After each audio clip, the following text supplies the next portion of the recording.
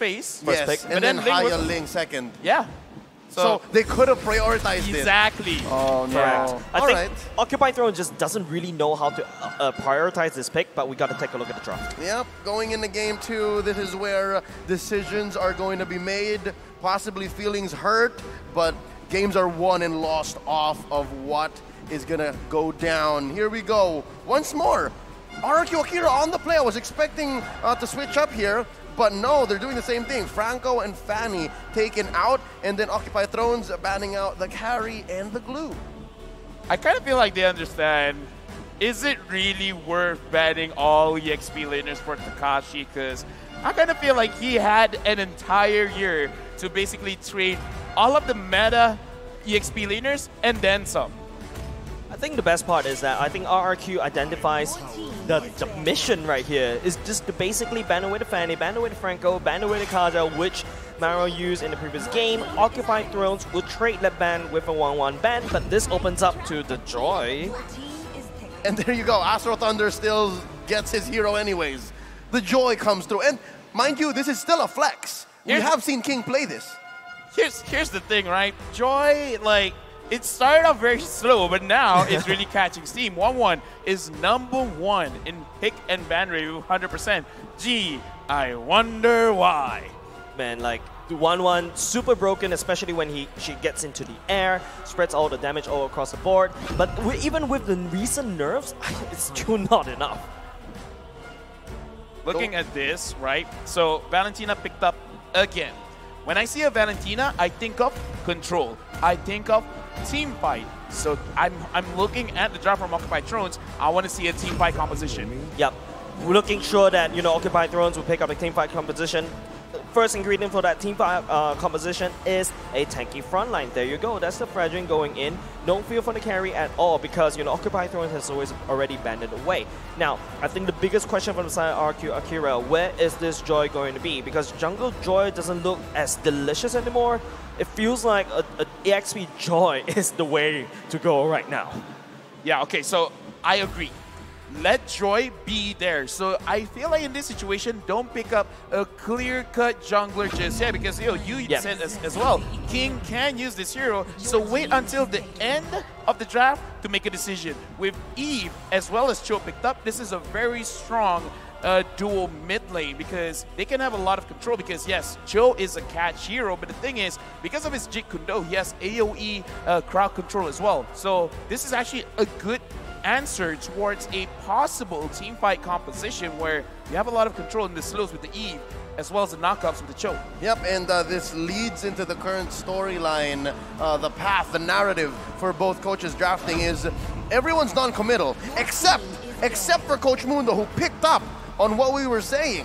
You gotta give Leo an assassin, and at first I thought they were gonna, you know, take this to their grave, flex that Fredrin until the very last minute, but no. Leo said, Coach, look at me, I need the assassin. Yeah, I need the assassin, goes for the higher. Preferably, I prefer the Link because you got the global map presence, but I mean, as long as Leo is comfortable on this assassin, that's great. Now, your biggest target that you need to look out for is definitely that Eve. You want to try to land the shadow kills on top of the Eve, burst them down, but then again, there's also that tricky part, right? Joy can always take the aggression from the shadow kill and then run away with it. So that's why, the way that I'm looking at drafts right now, if you're picking up in the Hayabusa, what's the follow-up is going to be very important because you need someone to isolate absolutely anyone, right?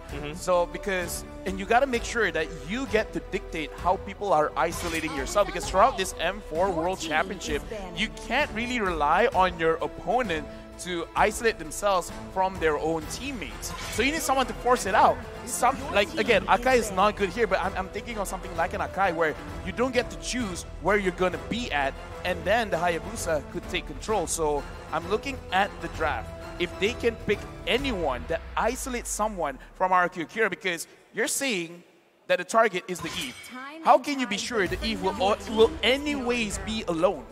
It doesn't even have to be isolation in the fact of an ult, right? It doesn't even have to be the fact that I can, through my skills, do that. It can be just the nature of the hero. So I'm also looking at possibly a Kufra. The Kufra is solid looking right now. Your team is I definitely agree, but it's going to be the Lunongs being picked up by the side of Occupy Thrones. I feel like the Kufra should be there in game number 1, but it got slipped away. But RRQ Akira will confirm that Broody for Gusta Lagusta. Now the question is that the Lunongs gold lane? I think so. I personally think so. Yeah, it is. Because I don't think anywhere else she should be, because the Valentina is definitely a way better mid laner, and they're finishing off with the Hilda, so kind of isolating because you're pushing people away. Yeah, and you're going in the bushes before they do, so when they check in, oh, no, not here, not here. So you scramble your opponents. I see the concept, and now as an overall draft, looking at Occupy Thrones, what they have brought to the table, it looks better, but if there is one thing I have to nitpick is the fact that they left Gado again in that very, very late game island. Yeah, very late game island, and looking at the draft coming in from RRQ Akira, they're actually drafting in a way they could possibly end the game without even fighting, because they can just push everyone away from neutral objectives and have Broody shredding on those turrets like no one's business. That's correct. Broody is a very heavy, hard hitter. Yes, in my opinion, Broody not really good at team fights, but when you have that Yves to spread out this box, you have the threat of the Cho to come in and Jikundo, you have the threat of the Lapu Lapu with the Various Warrior, the Broody could just free hit that turret out of control. Let's see if the plans will come through for either of these teams, because one of them's going home tonight. This is game 2. It's match point for RRQ Akira going up against Occupy Thrones. Yeah, looking at this game right now, again, I want to see how both roamers are actually going to do their thing, because as the Hilda, right now, King is on the Joy. I want to see if the Hilda is going to put a lot of pressure. Maro is here, giving pressure, but unable to really secure the buff. So right now, he's just going to run away. I mean, it's going to be King zipping, zapping around, but Maro, looking a little bit low. The regen kicking in right here. Lewis, the Jit Kundo doesn't connect for now. Maro will walk away, but King uses the retreat. Oh, difficult situation. I think RRQ Akira committed a little bit too much to trying to get Maro down, and I think that's mission accomplished. I think Occupy Thrones should be happy for that first minute. I agree. They really should be happy. So now, what's next? Because looking at how Maro is playing, slowing down Akira's rotation is actually quite key. But then, what's next? They gotta wait for Leo on this Hayabusa to look at all the information that he has. Okay, Maru, where are they? 3 people around the bottom side of the map. Okay, I'm gonna go top. I'm gonna secure a kill. Yeah, a lot of brush control right here. It's gonna be Maru diving all the way to the back line. King zipping, zapping around once again. No ultimate. I think they're just gonna touch and go. And this is something that RRQ Akira took advantage of in game 1, right? The fact that Occupy Thrones had no vision. They had to, again, just in the most savage way, check in with Maro's life on the line, but now Maro can just run away. Yeah, okay, Maro is looking at a good situation, but looking at both sides of the map, I'm looking at EXP as well as gold lane. In terms of damage, I kind of feel like you got more damage around the gold lane. So I kind of feel like if they do want to dive, if they do want to get some kind of engagement, they got to go there. But it looks like right now they're starting up a fight around Turtle. King is hovering around the turtle pit. Maro opening it up. Lewis trying to scout around for pickups. If they have to let go of the turtle, it's going to be resetted for now. Wow, the respect from both teams is like, okay, yeah, I understand what you're putting on the table, and I fear it, and I respect it, but who's going to pull the trigger first? King just working on this turtle. Still, Tekashi jumps into the back line. Knocked up by Hulk. Oh, it started.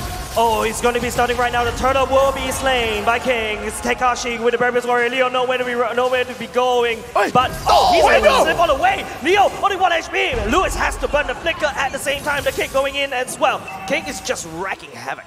Yeah, that I was surprised. I thought he died as well, but same. I guess he managed to use his ult on time to actually run away from the fight. But look at this, Occupy Thrones. King is getting... Look at Maro, yes! Maro's chasing. He's chasing. King is there, ultimate, and he got it. He will be traded by Sagan. I mean, is this worth it? I think it is, honestly. Anytime a roamer dies for a jungler and you're close to parity, keep doing it. Right now, I'm looking at the items, and again, I'm gonna stay with my point. If they actually want to get kills, I kind of feel like this is weird, this is uncharacteristic, but they got to go towards the gold lane for both teams. I mean, because Broody early game actually has a lot of damage. In fact, look at this Blade of Heptasis. He has the damage. So right now, both teams, Occupy Thrones, I kind of feel like just go up in gold lane. but neither team are thinking that. Maro is pressuring mid and bottom. I think it comes down to a turtle spawn, right? Like they still want to help build that up. And again, here you'll see how the timing, again, is so different for Occupy Thrones because they want to make sure Gado is ready, but wait, they catch Maro. Oh, Maro, the kick going in as well, but it's a sideway kick. Look at the edge of the real one manipulation. Maro, he walks away like a boss. I mean, I guess this is why Malaysia likes Hilda, because so annoying. You think you got the kill, but the moment there's a bush there, you kind of always forget how much healing you get from that. The level of knowing how to balance out the damage from the Maro's Hilda is just way too crazy. And now Gado building in with a clock. Let's take a look at the emblems. Yeah, looking at the emblems right now, it looks like Leo understands. For some reason, Hayabusa needs a little bit more damage, so he's sacrificing a little bit of his movement speed for the damage. And right now, Luis is going up against Maro, and it looks like Maro is winning the trade.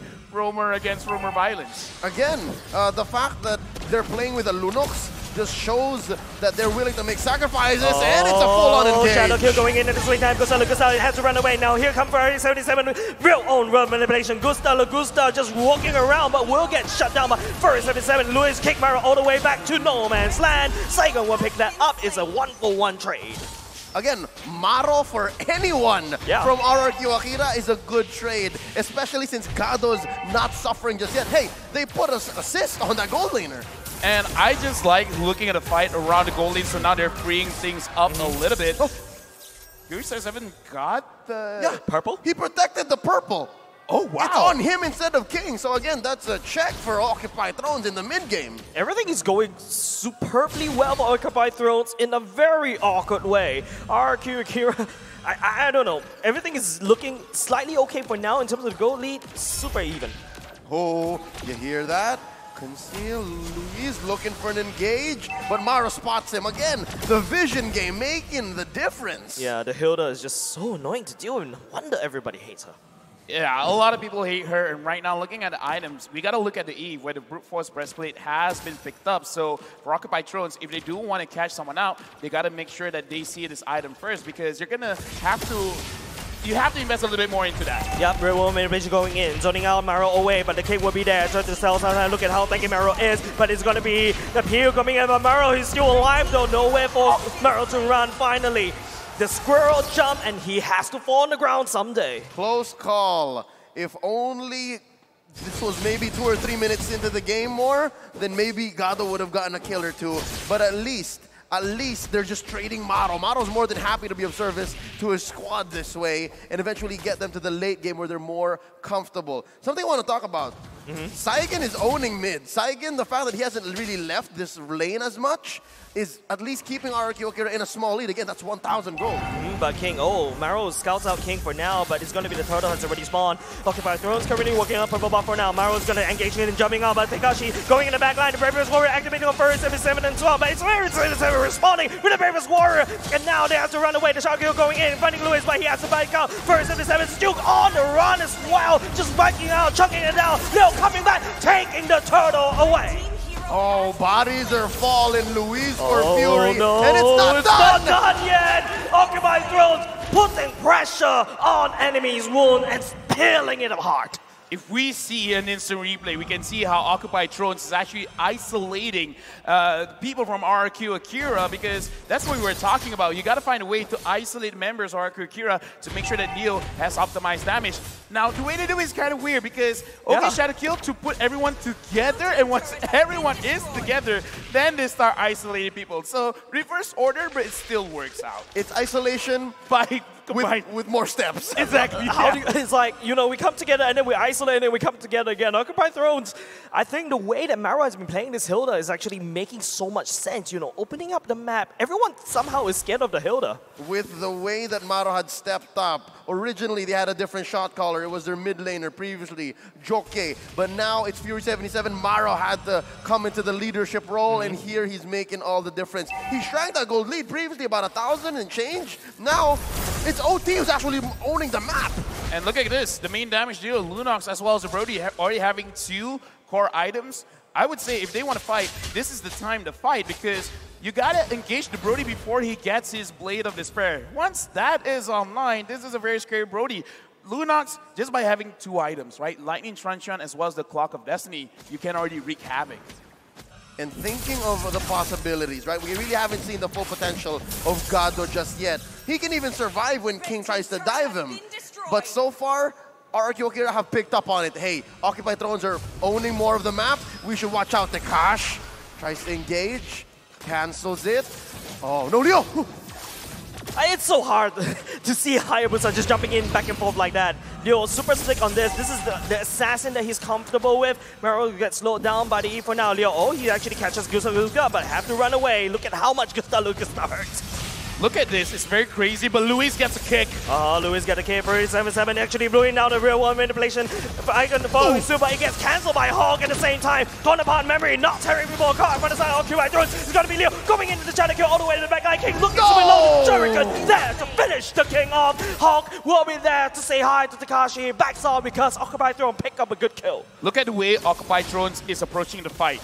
Leo is the one engaging. He's giving the idea, I'm gonna use my Ogi shadow kill. And that forces the members of RRQ Akira to actually move together. Yep, Mero running away, running for the hills at the same time. He's super fast. RRQ Akira cannot catch up. He is just zooming on throughout the map. He's been doing this since minute 1. And Fury 77 answers. Real world manipulation goes in again. Saiyan has to back off. Something tells me Occupy Thrones needs to go a little faster. The fact that they took the Lord in under 10 seconds, they should just take advantage of the lead. And like I said, Lunox really just needs these 2 items, and Leo really showing that he's training his brains off because he's not really committing, but he's making RRQ Akira think, I could commit, but will I commit? And that's really ruining RRQ Akira's in the way that they want to position themselves around the map. Yes, and that's what RRQ Akira has been doing so well. In the games that they win, it's their pace, it's their tempo, and Occupy Thrones, their off-kilter way of playing the gold laner and assassin roles are throwing them off, and they're starting with a quad shadow into a shadow kill. Quad shadow kill, gotta go all the way in the back line as well, but he's gonna get chunky all the way in. Gonna be, oh no, his Shadow's still alive, going in the burn-ins as well. Burn 7-7, pick up a double kill at the same time. It's gonna be Occupy Thrones, cracking over the mid lane for now. It's gonna be the secondary engage coming up from Leo. King coming in to trying to make things work, but Hulk, super tanky. Burn 7, but look at Mero. He's here with the ultimate. Hulk keys down the King. 1-4-3. Say what you will about a gold laner being traded for 3 members, but they're converting out of their minds a top lane tier 2 plus a tier 2 in mid. Ladies and gentlemen, have you seen a support assassin? That is Leo right there. The shadow kill, more of like a fake engagement tool, and he is super sleek. Shadow kill once again, all the way through dodging Tekashi, but he will fall, unfortunately. But there is so much time being bought by Thrones. Ladies and gentlemen, have you seen a better example of a caster curse? The moment he talks about a player, oh, this guy's good. Oh, he got sacrificed. Speaking of which, Luis gets a kick on tomorrow. Kick on tomorrow, but where's the follow-up coming out? King is actually jumping around. He's have to go in with the ultimate, but it doesn't connect. Occupy Thrones know they're 1 member down. They have to disengage. Look at that fat wave that Occupy Thrones have left down bottom. Gusa needs to clean some house. So again, at least we're seeing some effects of Occupy Thrones. I'd rather say exotic tempo, right? It's throwing RRQ Akira off their own pace, and that's what explains this 4K, maybe 3.5K gold lead at 12 minutes. Here's the thing, you gotta make sure your opponent doesn't know your next move. Speaking of which, another move that's happening! It's gonna be a disaster happening in the mid lane. Mero is desperately trying to run away. Take a good manipulation. Gado, whoa! Get artillery strike from the sky. 2 members from the side of Occupy Thrones has gone down in a very unfortunate moment. 2 for none. RRQ Akira are shrinking this gold lead, and this Lord is looking dangerous. It's luminous. Yeah, right now Luis is really saying, Tempo is like, okay, you know what, enough of this. If I see absolutely any of you, I'm gonna catch you off guard, and my team is gonna follow up. A concealed play is happening. Is anyone gonna get sacrificed? Oh Lord, at less than half health. Luis's eyes on Maro. Hulk not even gonna get any closer.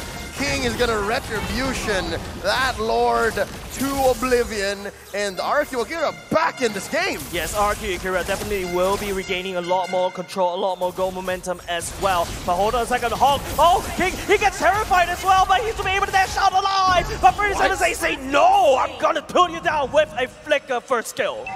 Any other team would have waited for the rest of their members to come on and then made a plan, but not Occupy Thrones. I gotta say, looking at both these teams right now, I think they're playing with emotion. They're not really like, all right, this is the strategy. It's like, no, me angry, me fight. Me kill. Me kill.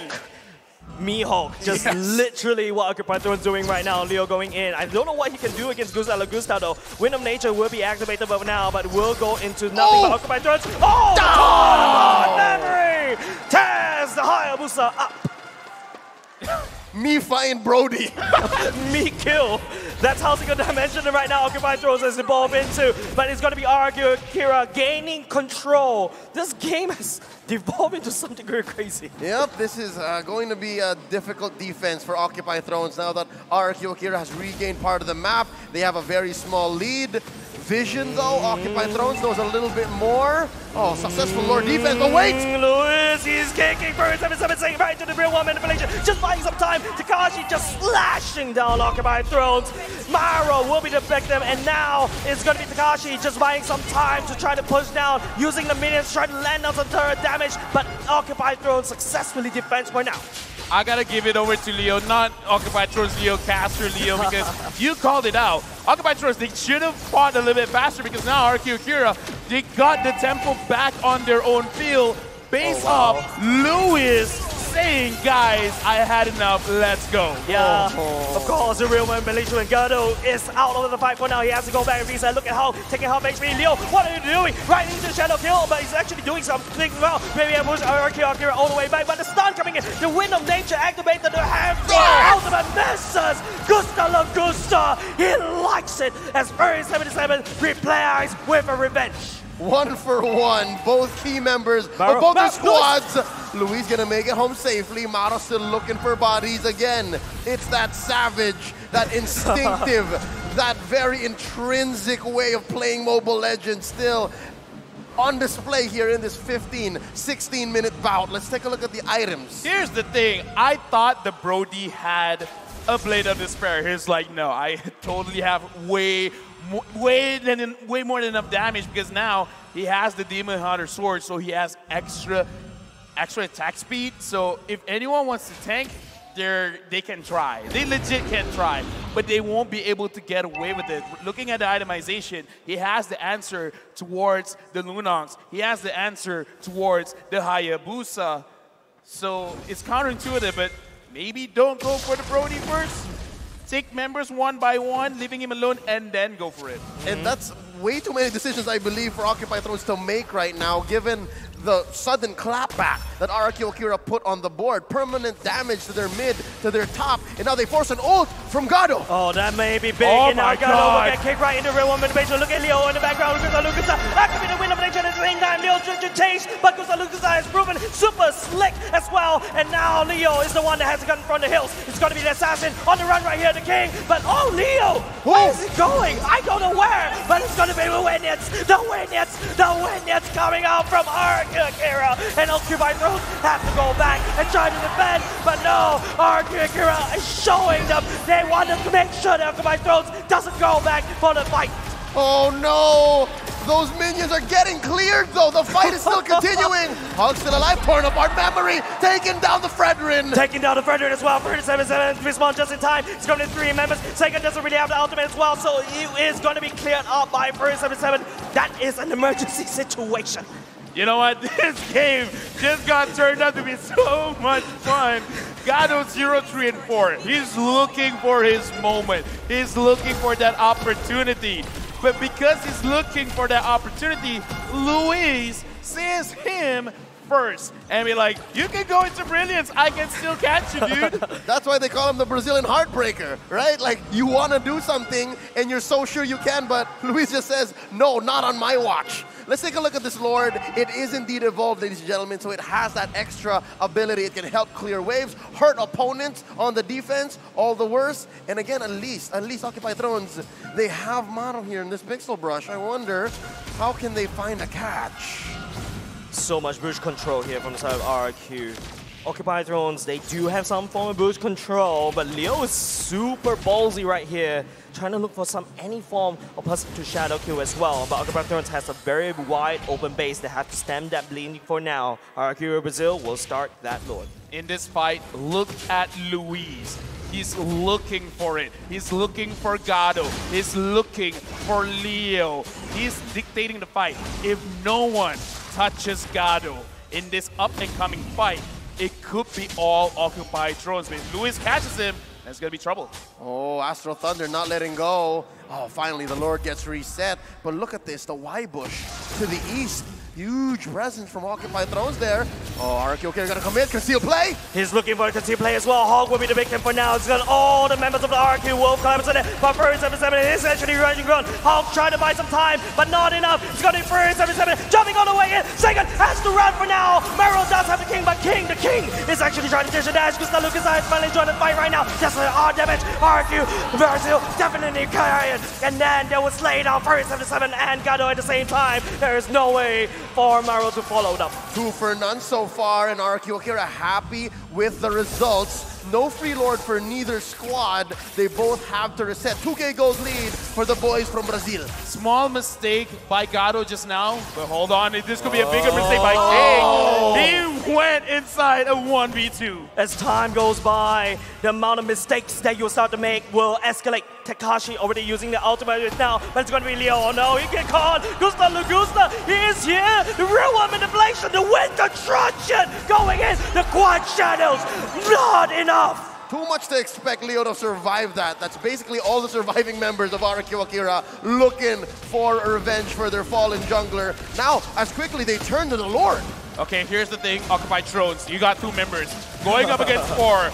How ballsy are you to go in? Because right now Luis is going for Maro. Looks like they're abandoning the Lord. They're going for a fight. They're going for the fight as well. Gonna going in all the way into Brilliance. We'll start this out. Hulk is actually going in as well. Gets slowed infinitely. Real one man division going in for his 77. Holding on to the ultimate of the Lapu Lapu. Instead, Occupy Thrones. This Lord fight has gone on way too long. Numbers don't lie. We said it before the game even started. RRQ Akira, if they see Lord, if they see members of the opponent team, we're going for the opponent team. We like fights a little bit more. But right now, they're securing the Lord for themselves. Oh, yeah.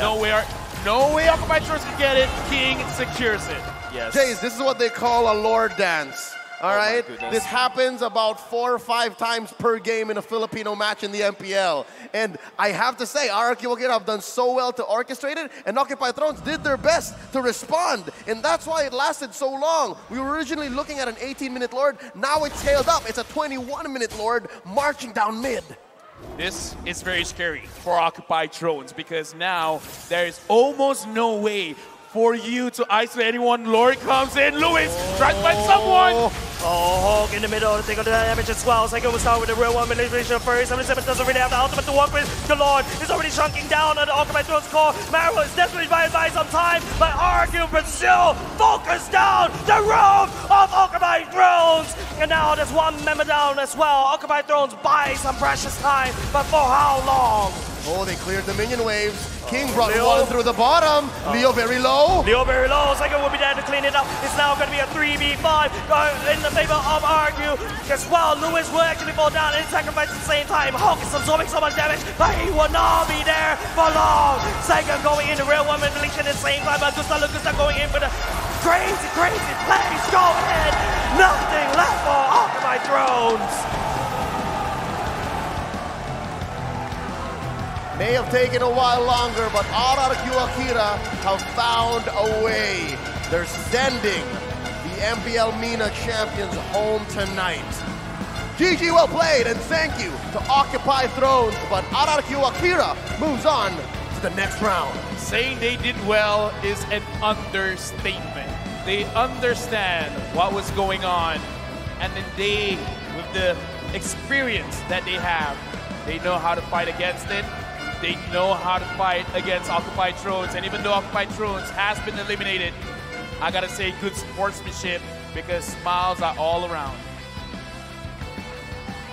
Just let it soak in, ladies and gents. Occupied Thrones, I think they outdid themselves. Maro, on the other hand, causing so much havoc. This is an unconventional game of Mobile Legends Bang Bang, but truth to be told, RRQ, Akira still reigns supreme. Well, unconventional makes for really entertaining matches. But for now, the boys from Brazil stand tall. Let's give it up. Viva RRQ! Vamos! And congratulations, obrigado, to our boys from Brazil. Let's throw it over to our analysts to break down game number 2 and the rest of the series that Viva RRQ took home. Can't help it. I can't help it. I mean, we were cheering here, bobbing along with this amazing band and the supporters from RRQ, Akira, and just RRQ in general. And again, the throne, for now, that throne has been conquered. Yeah. It's a sweep here for RRQ, Akira over Occupy Thrones. But again, it's been a amazing experience watching Occupy Thrones, the journey that they've had up to this point. And you know, it's always sad to say goodbye to these teams that have to get knocked out here in the knockout stage, but you know, the tournament must move on. But still, Occupy Thrones, congratulations to you, GGWP, and RRQ Akira. What a performance. What a performance from them. I'm going to have to say that Occupy Thrones all throughout the group stages and now the knockout stages were so many close goals for the team. I think this is just about their experience that's speaking, right? Or lack thereof of Occupy Thrones. But the skill is there. You can see it. They know what they're doing. They know what they wanted to do. They're just not that clutch as compared to a team like RRQ Akira who had more, you know, longer training, more experience internationally. But still, Occupy Thrones, a very commendable performance. Bright future. Bright future, I mean, sure. that's what you can see here. I mean, they've made it to this point, and it was still, you got to think, it was a team that a lot of people didn't know what to expect from them, right? I mean, that was the case for a lot of these teams here, and there's a very bright future there for Occupy Thrones. Yeah, I feel like the first 2 days of the lower bracket are always kind of tear-jerkers, even for us casters, because we get to see these teams, we get to see them perform, and especially the ones who make it from here forward. It's not as bad, because they've made it pretty far, but Occupy Thrones, a great performance, but in the end, only one team can occupy the throne. Now, Brazil did a phenomenal job holding it together through those games, even with that tough start of the second game. I mean, very well played. Well, we're going to find out here. Again, this is a long game, considering the average time for a lot of these matches in M4. 22 minutes and 26 seconds here. This was a nail-biter, I do want to say, you know, and Wolf, how is this looking for the items? You know, RQ Akira, I thought that they will have the better early game composition. I thought that they will take over the early game just because of the fact that they have like Eve as well as the Brody. Even Brody having already like Maleficor and Demon Hunter sword, you should have a lot of damage ready for RQ Akira. But then again, their choice this time is for King to be a little bit more passive, right? You have the Genius one for sure, but the rest is like oil on the defensive spot. So what I'm trying to say here is that RRQ Akira didn't have enough to overwhelm Occupy Thrones because of their Occupy Thrones' itemization, as well as the fact that they're actually finding the mark. Gado, I mean, even when he went 0-5, I think this is still a pretty impressive performance from the Lunox. I mean, when we crept into the end of that game, the fights were definitely long in the choices of the Haas Claws on Gusta Lagusta plus the DHS. Then you take a look at King, who built more bulky, and you even take a look at Takashi, building the sustainability with that Bloodlust axe and everything. They were ready for the long haul. They wanted to bring in those long fights. Now, taking a look at some of these statistics, the forgotten one with Sagan picking up 12 assists, and then Gusta Lagusta, I know it was a long game, but 130,000 damage. That's insane. Hulk taking most of that. Yeah, for sure. You know, when we saw Gusta Lagusta not perform that well in the early stages, you're quite afraid for RRQ Akira already because they drafted an early game composition. Come the late game, you see him like time his ultimate, time his stun actually so well, and if in his ultimate he doesn't just throw it away, he waits for the right and opportune moment. And I can fairly remember that outplay he did against Leo when he went in, I mean, Leo went in with a quad shadow as well as the shadow kill. He eventually had like Wind of Nature available for that, and Gusta Lagusta just also made enough space for him to get out of the zone after the shadow kill coming out from Leo. So there were many outplay moments from this guy, even when he's playing a Brody. I mean, that's the thing. There was moments of brilliance here that really worked in favor of RRQ Akira, because still at certain points in the game, it was looking like, you know, Occupy Thrones could take that game and take us to a game 3. Unfortunately for Occupy Thrones, they couldn't finish the game, right? I mean, they were winning some skirmishes here and there, but it was still a very difficult game to turn around for them. And, you know, we're not surprised, right? Gusta Lagusta having a massive game here on this Brody. We saw just how much he was able to farm up the 10-2-6 KDA here, looking really strong on this Brody pick. Yeah, and I mean, and as I said before, he didn't go with any sort of defensive, like no brute force, nothing like that, but instead went for the DHS in the Haas Claws. And I was actually asking Wolf about the DHS during the game. I'm like, do we think that works? And my guess was, I think it maybe gives a bit more possible finish-offs with the Damn it. Torn apart memory. Torn apart memories. Your memory was torn apart. My memory was torn apart. Yeah, it's very true. I think that the idea here for RRQ Akira is just to burst on the members of Occupy Thrones as soon as possible. That's why they chose for this build. And I think that he went for the Haslas after the fact that his Wind of Nature is on cooldown. So he's very active with his item choices. Whenever you don't need an item, just sell it and trade it for a cheaper one. Haslas does the job, and eventually Gusta Lagusta is just able to sustain himself in the latter portions of the game. Yeah, I mean, that's what we saw, right? We saw a lot of these extended fights go on through this game, and those Haas Claws is a big component of surviving that, and not to mention, too, not just the item, but the fact of his positioning, right? We saw a lot of the times, even that last siege on the base, how clutch the positioning for Gusta Lagusta was. Most definitely. Even the position of him from the 5 to 10 and 5 second minute mark. I mean, able to rotate. Once he got the advantage in the gold lane, he starts to move over to the XP lane, starts to help with these objectives. And taking a look at some of these highlights, you can even see him now being so important in game 1, hitting that crossbow of Tang at such clutch times. RRQ Akira really dominating, I feel like, in game 1, but even here, being so pivotal throughout the whole series. Yeah, all throughout the series, that Gusta Lagusta just pulls through for RRQ Akira. I mean, everybody was pulling their own weight in game number 1. Come game number 2, it was really rocky at the start, but eventually they were able to manage to overwhelm Occupy Thrones. I'm excited to see game number 2. This is game number 1. It was pretty one-sided. RRQ Akira just got the OT's number. Specifically with the game, with how they are able to play it, and we are going to see Sagan play the Eve once again, and King playing now the Joy. It wasn't as smooth as game number 1, but you're gonna notice the torn apart memories just destroying Occupy Thrones many times this game. Not only that, but every time he lands a hit, you can see his health bar come back a bit, and that's where it was just. He was really able to get, especially against like a Fredrin or something like that, where you know these fights are gonna go on. And it was just, I think that's what really helped throughout the final parts of these games. I mean, even there, like that highlight right there, the fact the positioning from Gusta Lagusta was crucial here. And even here, you can see he's outside of the base, right? Waiting patiently, then goes in, because he knows that that's pretty much the end right there. There's no